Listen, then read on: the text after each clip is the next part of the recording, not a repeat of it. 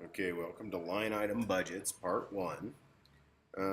We've been doing the remodels for years, but now we're doing new construction. So, in accordance with that, here is an updated line item budget, and I would like you to follow these policies and procedures here whenever you do a budget. Okay, we usually do a summary up top, what kind of homes they are. So that's here, kind of just a brief outline on what they should correspond with as far as finishes and just as far as the environment that they're going into. So there's certain visual finishes, certain expected finishes like the radiant heat, otherwise known as hydronic heat, stuff like that. So the following are keys to the budget, okay, and these will make sense as we go through the budget. But this is a brief overview. So red is for the complete trade item. So for line item 100, red will be the complete total for the labor. Red will also be the complete total for the labor or the materials. So labor, one, materials, the other, and then the total of both will be separate. Pink is the total for the section of a specific line item. So for instance, line item 100, line item 101, line item 102. Pink will be the line item total for each line item 100, line item 101, etc. Then yellow is for materials, okay? So for each line item, we do yellow for material totals, and we do green for labor totals, okay? And also, to provide some organization separation, we're using square bullets for materials. Anything materials related that's not labor related, we use square bullets. We use round bullets for labor. Anything that's labor oriented is round bullet, okay? Now, the very important thing that we're doing now that we weren't doing before is we have our hours allocated for each task, and these have been timed so that the task can be started and stopped within the time allotted for rollout, grab materials, and do the task. If the tasks are taking longer than this, then we have an issue, right? That's why we really need to hone in on not only the budgets, the fiscal part, but the labor or actual time part, because they shouldn't be going over time. And if they are, there's an issue. We need to pick up on that as soon as we possibly can so that we can let that sub or contractor go and pick up on a new contractor that can get the job done. Okay, materials need to be on site every day. The day before the line item is to be done or installed or whatever labor showing up. So we need to be, it's very important you do a good job with your materials takeouts, okay?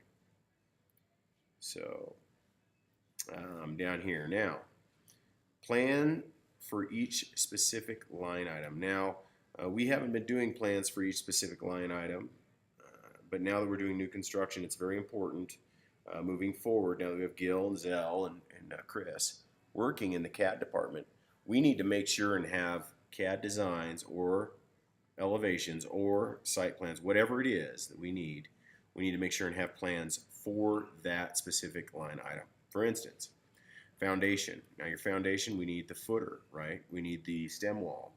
This will be done by the engineer, but we need to make sure and have that in the hopper, okay? The framing plan will also be done by the engineer. We need to make sure that we have that. If we do not have that in the package, the manager of the CAD department needs to contact the engineer and get that in on time when we need it, okay? The electrical layout for a floor plan. And let me give you examples of all of these. So electrical layout we'll go to right now. Okay, here is an electrical layout. So you see the fan light here goes to a switch there. You see the dining room light, okay, goes over to a switch over here. This guy actually screwed this up. The dining room is supposed to be here and the living room is supposed to be there. So you have to be really aware, who's doing the CAD designs to make sure that you don't get them screwed up. Now there's just a switch here to a light there. Here's your outlets. Now the key with the outlets is you have to have them within 6 feet of an entry on the interior and the exterior of a home. Hence here's the exterior. This is the exterior door. We have two lights here, right, which is the, your porch lights. and then you have a GFCI or an outlet there. Also, same thing with the inside. Boom. You come in, you have an outlet right here within 6 feet of the door. You have another outlet over here within 6 feet of the door. Okay? And then you need them every 12 feet, which he screwed up here. That's farther than 12 feet. I just know because I know this floor plan. But so again, you need a fan over the toilet, okay, a fan light. We usually, this says fan. We want a fan and a light. We want a light overhead, and then we also want a light here. We want a vanity light. That's pretty standard for every bathroom. Vanity light for looking in the mirror, shaving, doing your thing, putting on makeup. You need a light overhead for ambient light, and you need a fan light to be able to suck up all the fumes and make everything smell beautiful in there. So 3 switches in a bathroom, GFCI always over the wet areas. And then when you have multiple switches like here, we have a switch going here for up the stairs, and then there'll be a switch at the top of the stairs, otherwise known as a two-way, right? A two-way. So you have 2 ways, 3 ways, and then these are, of course, 1 ways. 1 way, just 1 switch, 1 light. Okay, so that's electrical. Now, plumbing floor plan. So the plumbing floor plan, kind of the same thing, right? We have our, our sink, our toilet, I just want to make sure that all that is noted. You have your kitchen sink here. You have your, if you had a bar or anything out here, you'd have that. You should have your spigot off the front and a spigot off the rear for watering your lawn, okay? Those should be noted. It's not on this set of plans. That is missing. HVAC, layout floor plan. I do not have an example for you, but you should have heat runs. If it's a hydronic system, we just need to know where the mechanical room is. Elevations for exterior finishes. So elevations for exterior finishes, let me show you what an exterior is. Here's an exterior finish. This is an exterior elevation. That's what that should look like. And this is directly related to, that Pinion Mesa. This is his model home. So, for Pinion Mesa, we want to have 3 contrasting colors, which you can see has 3 contrasts. He does the stone, the horizontal siding, the vertical, and then the vertical again, and then horizontal up here. So you want that conforming to, those demands. Sectional for interior finishes. A sectional example for interior finishes right here.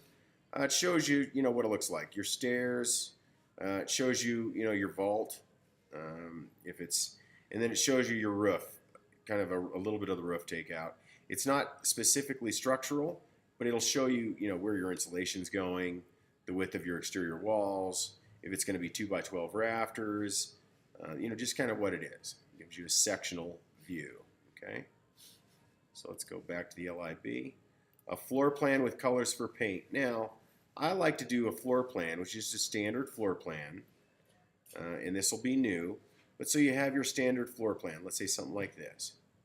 Now you have your floor plan, and then what you should have is you should have this wall, and you should have the color. So in this, the color would be beige land here, and then it would point to this wall. This wall would be beige land, point to this wall, so on and so forth. This would be white and point to that. So I will outline it, but we want to have all of the cars and the tables and everything taken out, all the fixtures, everything taken out, so that we can just see wall finishes. So a stripped down floor plan with just wall colors. That way it's real easy for the painter, okay? And then the kitchen cabinet design and 3D elevations. What the hell? You get into that. Let's take a look real quick here.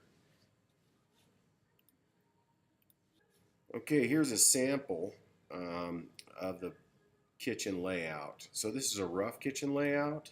And then we take it from this and turn it into, I'll show you, turn it into this. So in this case, this is the northerly view, this is the easterly view, and this is the southerly view upside down. You can see the microwave, the stove. But that's kind of it. So you should have some 3D plans on there to make it real easy. And that just helps a lot.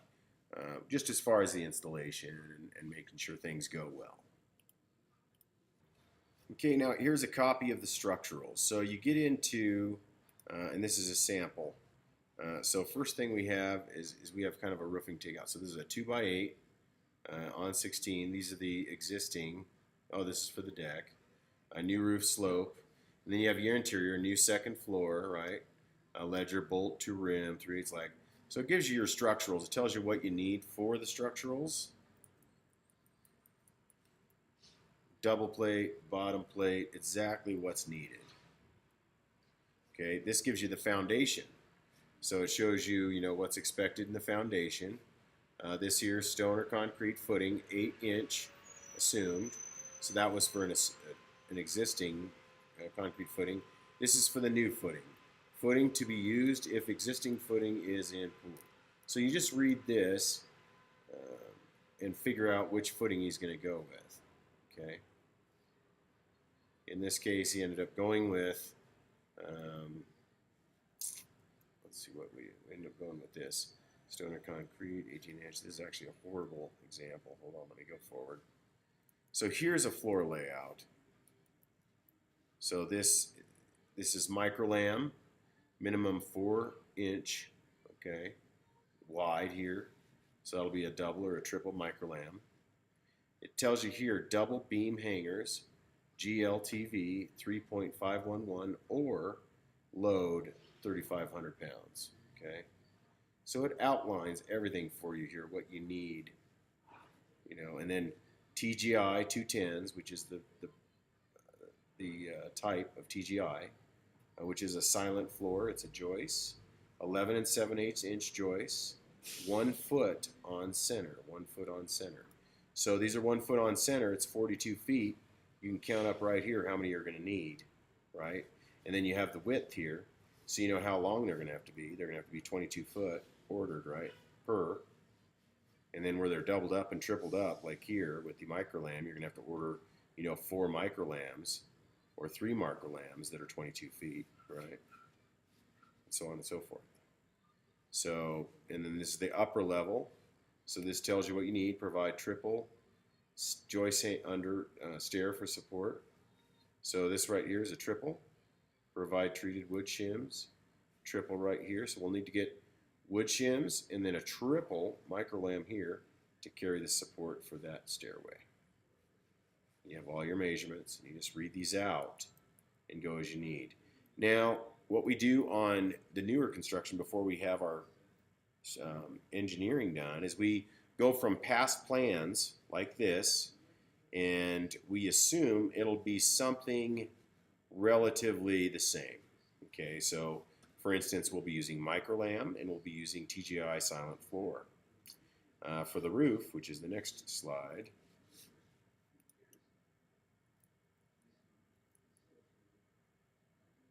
structural plan, S1. These must be structural S2. So you can see right here, these are S1, S2. That's structural 1, structural 2.